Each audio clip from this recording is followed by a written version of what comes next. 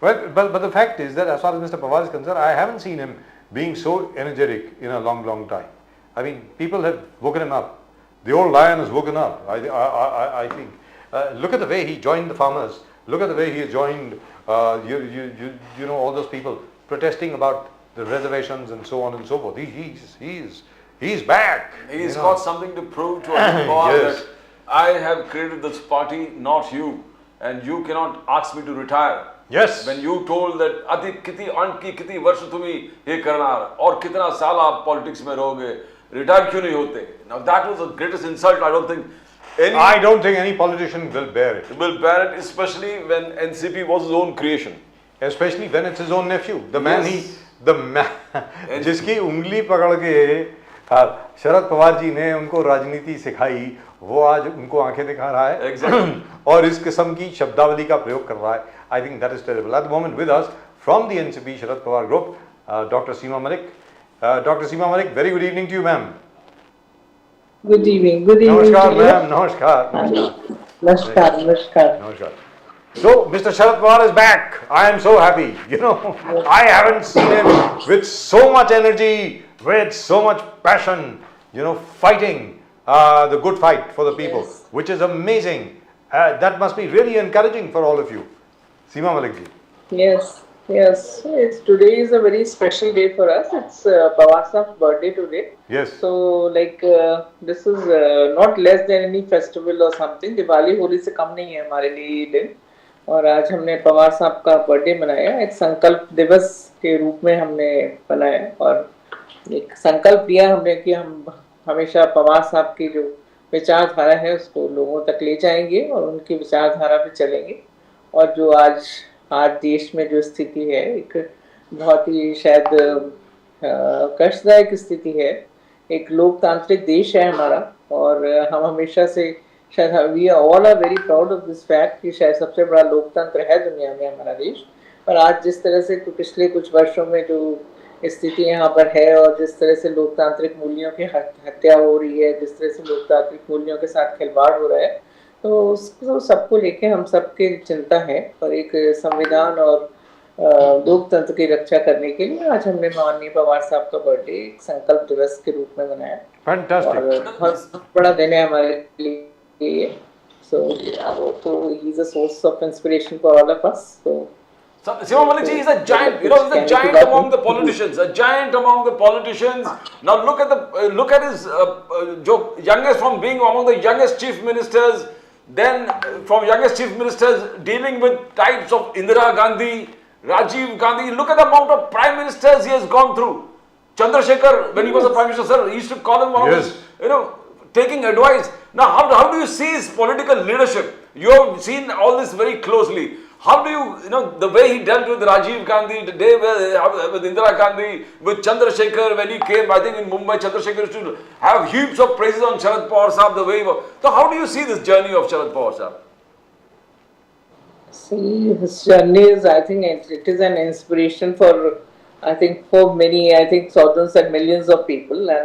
And the way he dealt with everyone, आप जिनके भी नाम ले रहे हैं, और जिस तरह से उन्होंने आज भी देखिए, everyone is full of praise, whether it is from our party or any other party, and the BJP also, and the Prime Minister of this country also. कभी भी वो तारीफ निकल ही जाती है मुझसे, because he is the person. पहले तारीफ कर रहे थे. जितना भी वो कहना चाहे, पर एक टाइम होता है कि आपके मुंह से सच्ची बात निकल ही जाती है. और एंड देन यू रियली, मतलब पवार साहब के बारे में देखिए, कुछ भी कहना एक वही वाली बात होती है ना कि सूरज को दिए जलाने से, मतलब दिया दिखाने वाली बात होती है. और उनके बारे में कहाँ से शुरू करें और कहाँ से खत्म करें शायद हमें समझ नहीं आता है.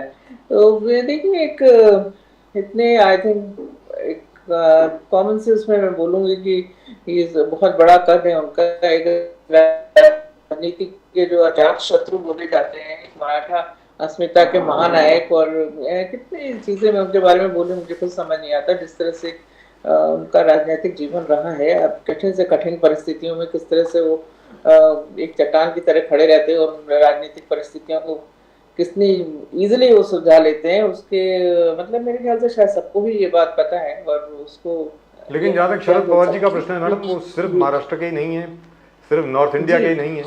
आज की तारीख में आप स्टालिन साहब को देख लीजिए, डीएमके के जो स्टालिन साहब हैं वो भी उनकी बहुत रिस्पेक्ट करते हैं। उसके पहले स्टालिन साहब के जो पिताजी थे वो भी उनकी बहुत रिस्पेक्ट किया करते थे, करुणानिधि साहब जो थे। उसके अलावा एमजीआर साहब, जयललिता जी, सब मानते थे शरद पवार जी को। और तो और छोड़िए, आज की तारीख में ममता बनर्जी, ये कहा जाता है जब वो भी असमंजस की स्थिति में होती हैं, सबसे पहले शरद पवार जी को फोन करती हैं।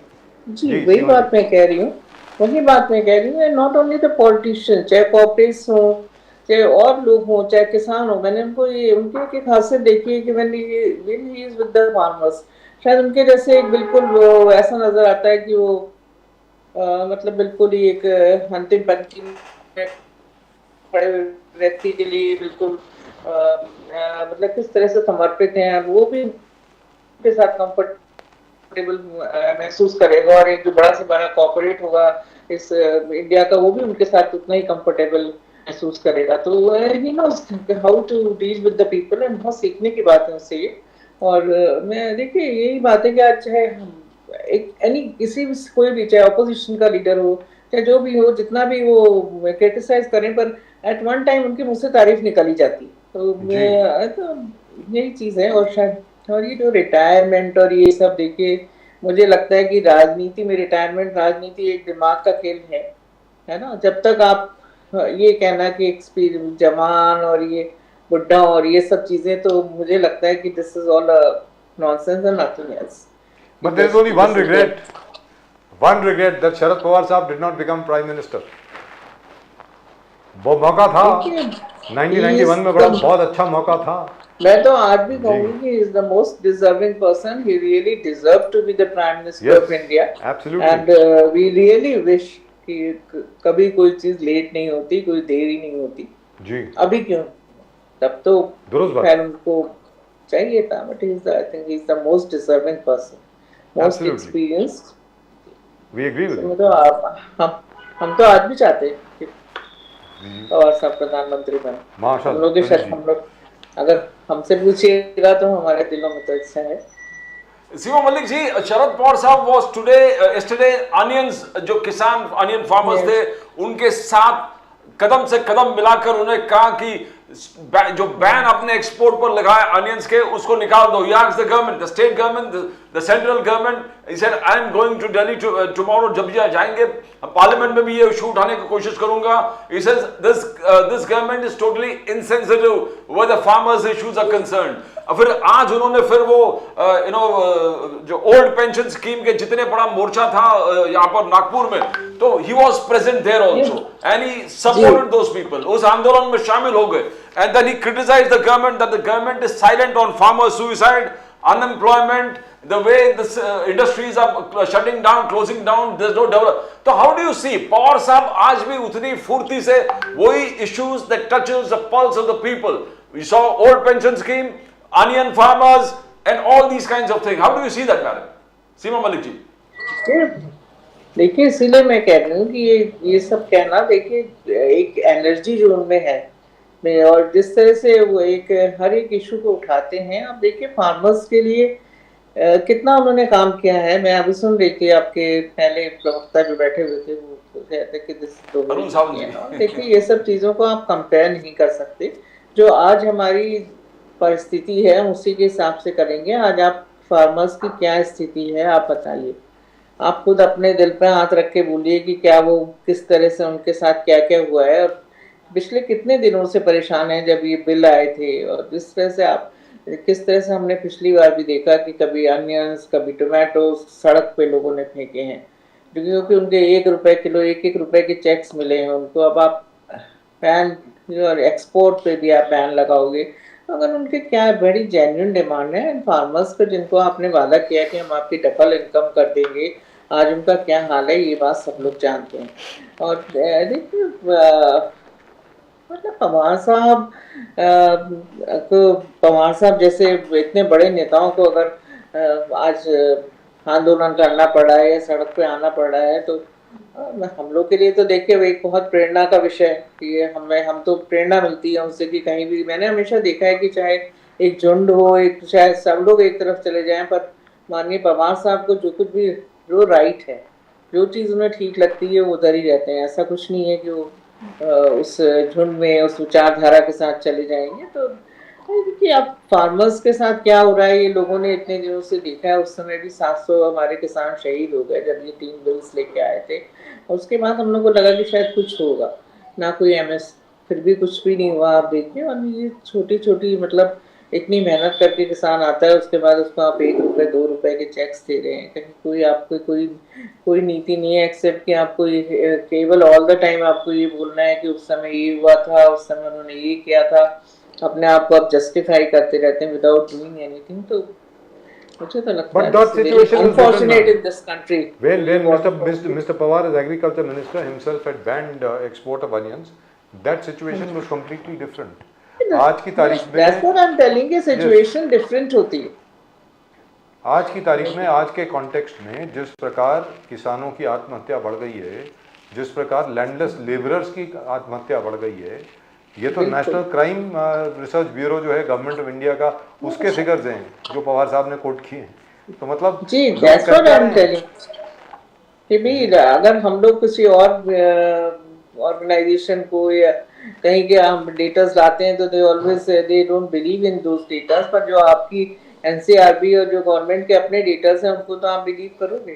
And the way this is something criminal, the farmers के साथ जो भी हो रहा है, एंड उनको एक वो देना कि तो 2022 कब का चला गया, आय दुगनी हो गई, 15 लाख रुपए और पता नहीं क्या क्या आने वाला था। And they are committing suicide.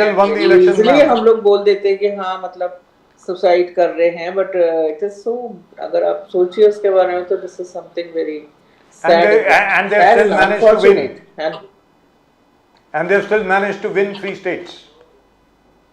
Yes. Why is that? Why do you think the BJP has managed to win 3 states? Why?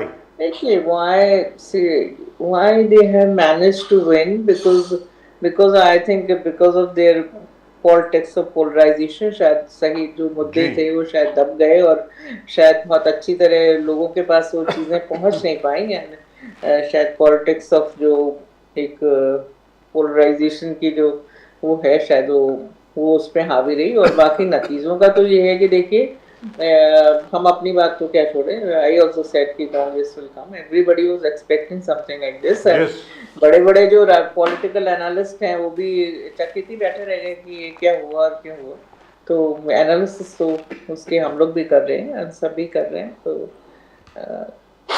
But उसके साथ में आपको एक बात बोलूँ कि जो एक नैरेटिव इस समय बनाया जा रहा है, बिकॉज हमने भी 3 राज्य जीते थे पिछली बार, सब राजस्थान, एमपी और छत्तीसगढ़ सब हमने ही जीते थे, पर इस तरह का ढोल धमाका नहीं करा था। और एक जो नैरेटिव अब फैलाया जा रहा है कि अब एक तरफा लड़ाई है, there's nothing left, now we are going to win, so मुझे नहीं लगता कि ऐसा कुछ भी है। आज भी अगर आप कांग्रेस का भी वोट शेयर देखिए तो अभी भी 40% के अराउंड उनका वोट शेयर है, वोट शेयर में ज़्यादा डिफरेंस नहीं है। सो एक तरफा लड़ाई नहीं है। But of course I think मेरा ख्याल से मीडिया को भी मैं कहूँगी सारे लगे पड़े इसको, ये एक नैरेटिव सेट किया जा रहा है कि अब कोई लड़ाई नहीं है। तो ऐसा कुछ नहीं है, मतलब मैं आज भी नहीं मानती कि ऐसा कुछ है। ठीक है, वी नो कि वो हर चीज़ पे बहुत हल्ला मचाते हैं, और 3 राज्य हमने भी जीते थे, पर हमने कभी ऐसा ढोल धमाका नहीं मचाया। तो ठीक है। सीमा मलिक जी, रोहित पवार को शरद पवार जी प्रमोट कर रहे हैं। जिस प्रकार से रोहित पवार जो युवा संघर्ष यात्रा निकाला, he had the blessings of Sharad Pawar. And जो युवाओं का समस्याओं को लेकर जो एम्प्लॉयमेंट इशू है, अलग अलग जो वेरियस इफेक्टिंग आरोग्य सेविका का जो कॉन्ट्रैक्ट सिस्टम को खत्म करो, युवाओं को मोर चांस दो।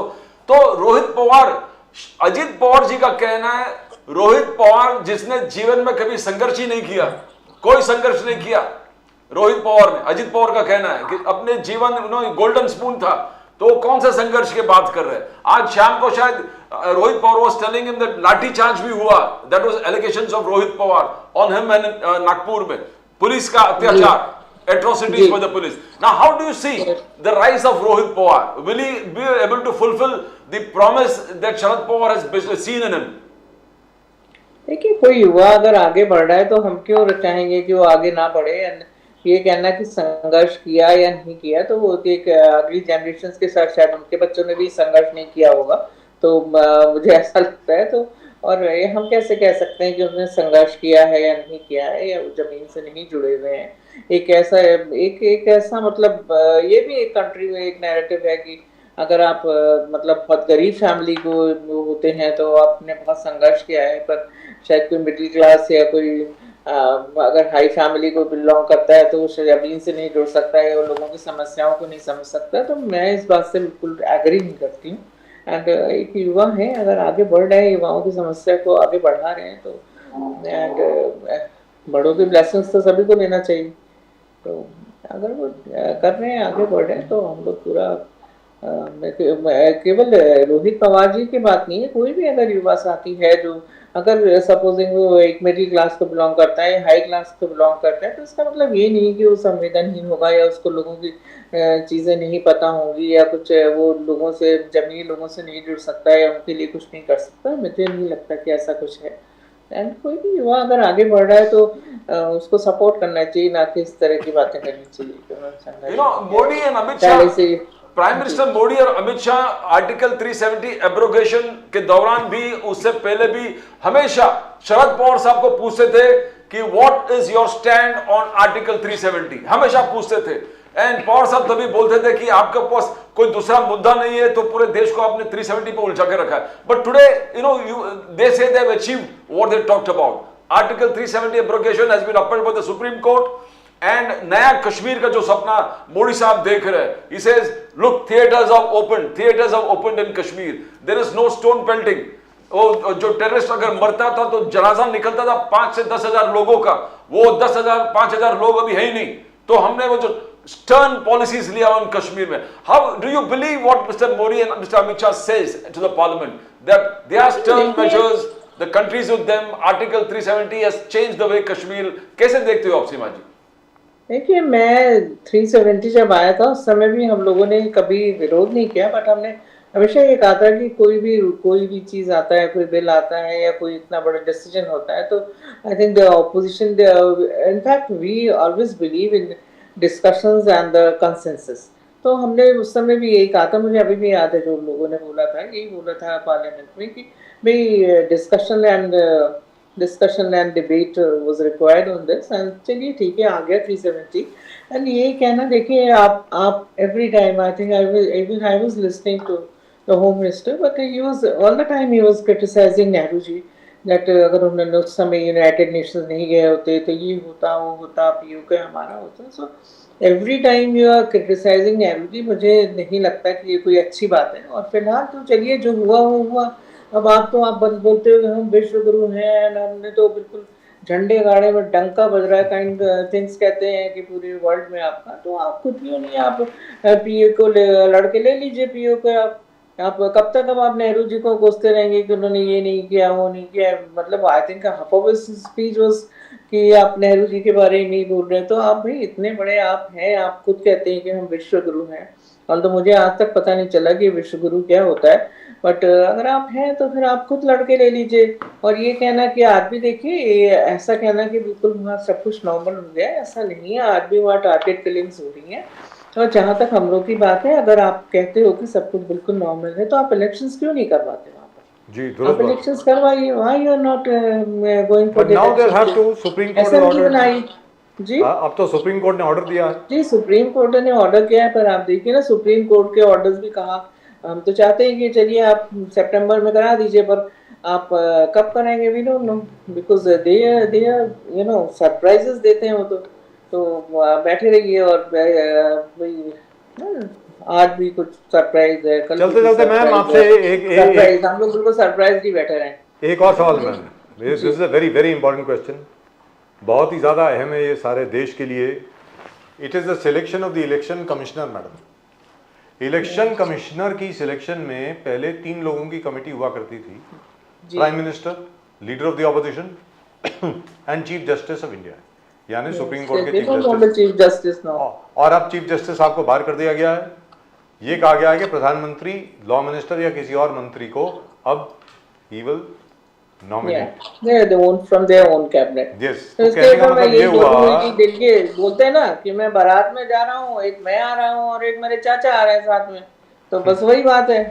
मतलब एनीबॉडी कैन अंडरस्टैंड कि इसमें क्या है, चीफ जस्टिस को हटा के आप अपना कैबिनेट मिनिस्टर उसमें रखेंगे तो you But can that's being very understand. unfair. That's what I'm telling कि आज That's देखिए being क्या unfair, हाल isn't है, it? जैसे वो बोलते हैं ना लोकतांत्रिक मूल्यों की हत्या इसी को बोला जाता है। ये कुछ भी करो, everything is in your hand. आप कितनी सुप्रीम कोर्ट की बात मानते हैं, जब आपका मन होता है तो आप अमेंडमेंट्स करते हैं कॉन्स्टिट्यूशन में। आप दिल्ली में 1 मिनट में आप बिल ले आते हैं, नया लॉ ले आते हैं। But when you don't find, आप इतने दिन से देख लीजिए अभी डिस्क्वालिफिकेशन पे ऑफ द एमएलएस कुछ हो रहा है, सुप्रीम कोर्ट तो ऑर्डर कर रहा है ना उनको कि तो मैम एनसीपी में आज की तारीख में एनसीपी में, because there is only one NCP as far as we know, Ajit Dada group है, but the symbol is still with you, the name is still with you, see सारी बात है। अभी ये क्या सोच क्या है ये 3 स्टेट में जो भारतीय जनता पार्टी जीती है, क्योंकि छत्तीसगढ़ में और राजस्थान में क्लियर कट लग रहा था कि कांग्रेस आएगी, और मध्य प्रदेश में ये लग रहा था कि हो सकता है आगे पीछे कुछ हो जाए, लेकिन फिर भी कांग्रेस जरा आगे थी। अब ये कहा जा रहा है कि जो ईवीएम हैं उनके खिलाफ सभी ऑपोजिशन पार्टीज को साथ में आना चाहिए। Would you agree with that ma'am, कि ईवीएम की जगह पे पेपर बैलेट वापस लाए जाएं? देखिए आप you also know and we also know कि मोस्ट ऑफ द कंट्रीज में उन्होंने ईवीएम शुरू करा है, उन्होंने ईवीएम बंद करा है, and they opted for the ballot papers. और देखिए मैं नहीं कहती कि आपकी सारी ईवीएम खराब है या कुछ है, बट अगर कुछ लोग भी कंट्री में उस पर डाउट करते हैं तो मुझे लगता है इलेक्शन कमीशन का और जो पार्टी सत्ता में है उनका ये फर्ज होता है कि वो लोगों को सेटिस्फाई करें कि नहीं ऐसा कुछ नहीं है या कुछ भी है। अगर किसी को भी, मुझे तो लगता है कि शायद अगर थोड़े से परसेंटेज के लोग कहते हैं इस बात को, तो उनको इस तरह से केवल मजाक में उड़ा देना। और आपके अडवाणी जी ने ही उसके ऊपर ऑब्जेक्शन किया था फर्स्ट, तो अब ये कहना कि भाई आप ही लोग लाए थे और कई कंट्रीज लाई थी, पर उन्होंने, आप देखिए कितनी डेवलप्ड कंट्रीज हैं जिन्होंने ईवीएम को छोड़ा, तो उसका कोई तो रीजन होगा। तो मैं ये नहीं कह रही देखिए कि मैं ईवीएम पे I don't believe in EVM या ईवीएम में गड़बड़ी से ही सब कुछ हो गया। और बहुत सी चीज़ें वो आप बहुत से इलेक्शन हारने की बहुत चीज़ें होती हैं, कई बार चीज़ें हम अपनी शायद समझा नहीं पाते।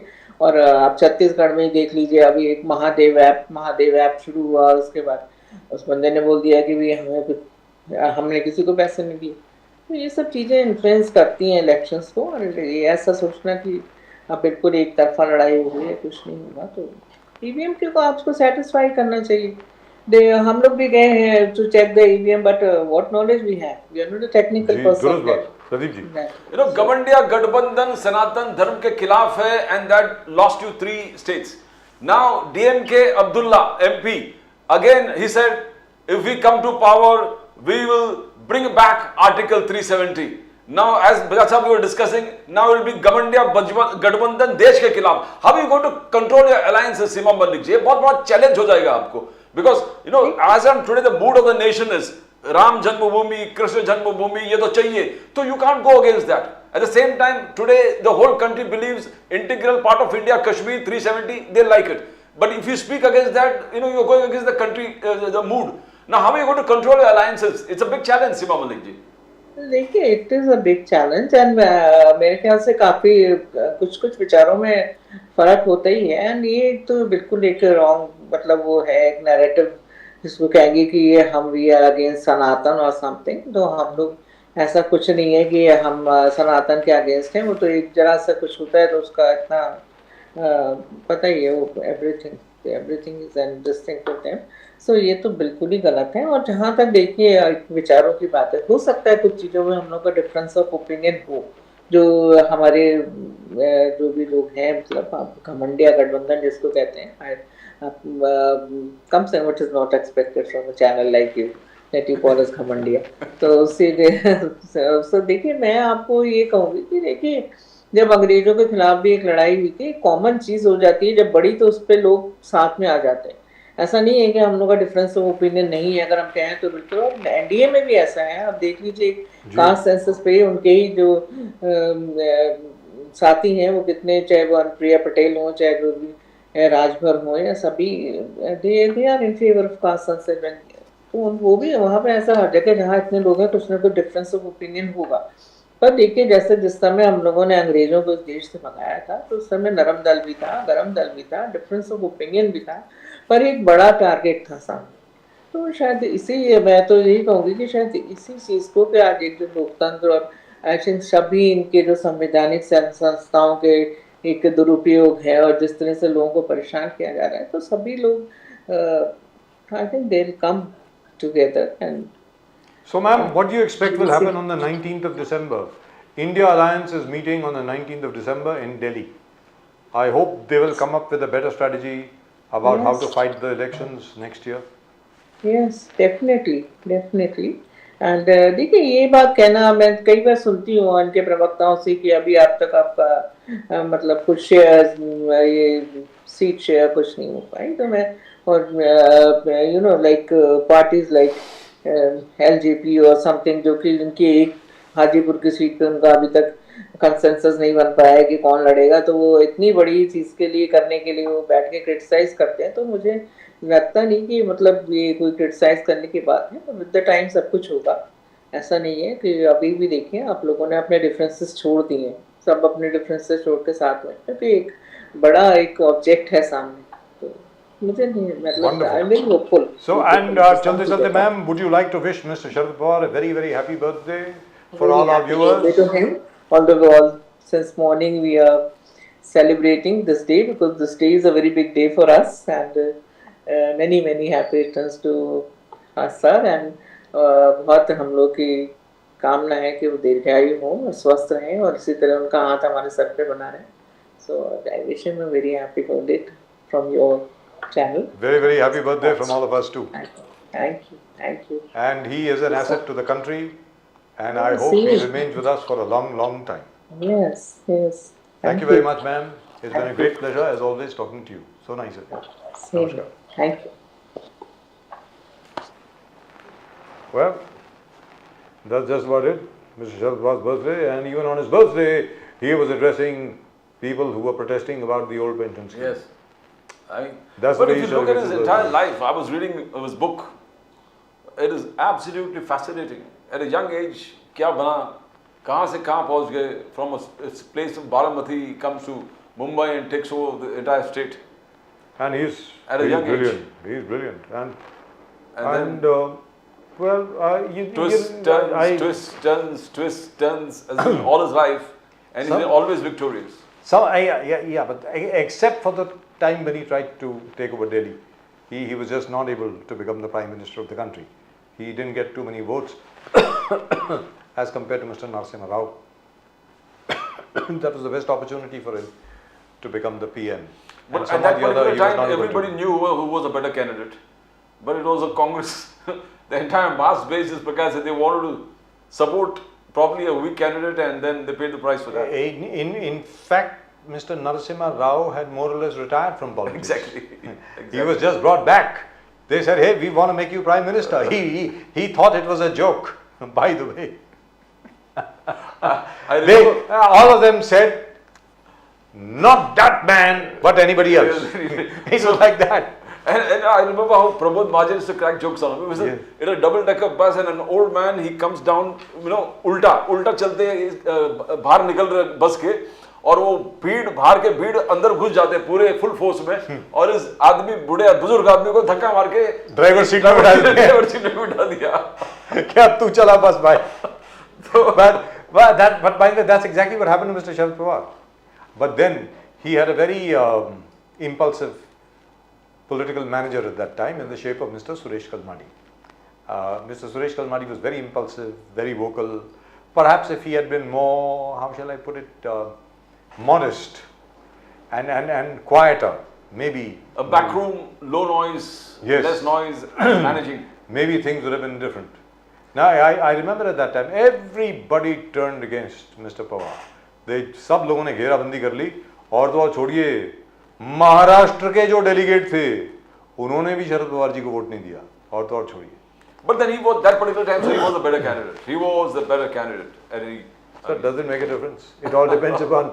It's like saying, hey, we just lost by 1%. Yes. You lost. That's it. He didn't make it. Yes. At the end of the day, it's like P.T. Usha still regrets the fact that she just did not put her head forward in the Los Angeles Olympics in 1984. Otherwise, she would have become the first medal winner in an individual track and field event in the 400 meters hurdles for women. And she came fourth by 1/100th of a second. She just had to put her head forward. That was it. She thought she had already won, by the way. That's exactly what the Congress thought. So we had to wait for Neeraj Chopra to win a gold medal for India or an individual medal for India in a track and field event. So it happens. Right, that's just about it for tonight's show. I believe we do have some responses that you have sent. आप अपने responses भेजते रहें, comments आप अपने भेजते रहें. We would love to read them out right over here.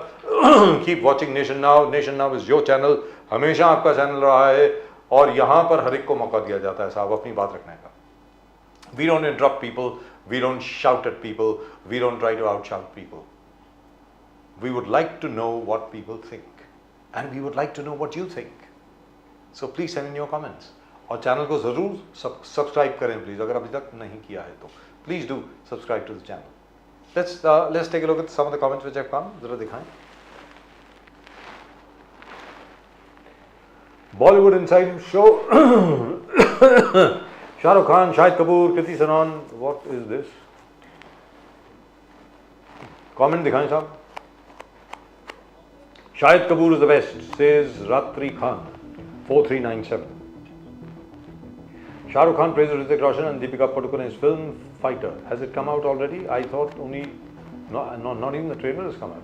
Blockbuster, Hrithik is awesome, brilliant. Mahesh Joshi, 7489. Has Fighter come out? I didn't know that. Okay. चलिए आगे बढ़ें. Maybe we should turn this into a film channel. Congress ready for every channel, for every challenge. Yogesh Singh Pal 6407. Oh God, नचनिया वगैरह वगैरह वगैरह हिंदुओं के नफरत करने वाली है वो. Let's move forward. We get the general drift. How can people talk like that about a lady who's given up everything, who has sacrificed everything? I mean, I have my respect for Sonia Gandhi has really gone up. Why are we showing this again? Why are we showing this again? ये आप दूसरी बार क्यों दिखा रहे हैं आप लोग? Sara Ali Khan to reunite with ex Kartik Aryan for Bhool Bhulaiyan 3. Sarthik is back. Estella IS 9227. Right? Kartik Aryan, Congress should stop this nonsense. शर्म नहीं, गर्व है. मोदी जी भारत देश का शान है. This is what RDNA DIG 1 says. Right? That's it. That's it. भाई देखिए आप लोग कमेंट्स भेजे हैं. अगर गालियाँ ना दें तो अच्छा है वैसे, लेकिन अगर देना चाहें तो दीजिए, आपकी मर्जी है. It's a free forum. I strongly object to what was written about Sonia Gandhi, but we have great respect for Mrs. Gandhi. She came from Italy, and by the way, she has spent more years in India than she ever did in Italy or abroad. She is more Indian than you and I. Let me tell you this. Well, that's just about it for tonight's show. आज के show में सिर्फ इतना ही. शरद पवार जी को एक बार फिर जन्मदिन की बहुत बहुत शुभकामनाएं. और जिस तरीके से इस उम्र में भी शरद पवार जी जो ऊर्जा दिखा रहे हैं, एनर्जी दिखा रहे हैं और जिस बहादुरी के साथ, सुदृढ़ता के साथ लड़ रहे हैं. If I were Ajit Dada Pawar, I would be worried. Never write off Sharad Pawar. I remember Harivansh Rai's couplet, चिता निकट भी पहुंच सकूं मैं खुद अपने पैरों चलकर. This is exactly what Sharad Pawar is doing. That's from Madhushala, right? Yeah, I think it's from Madhushala. Wonderful. Right, that's it. That's all we've got for you in tonight's show on Nation Now. Pradeep ji और मेरी तरफ से आप सब लोगों को नमस्कार. जय हिंद, जय महाराष्ट्र, जय भवानी, जय शिवाजी, वंदे मातरम, हर हर महादेव, मातरम, हर हर महादेव, हर हर महादेव.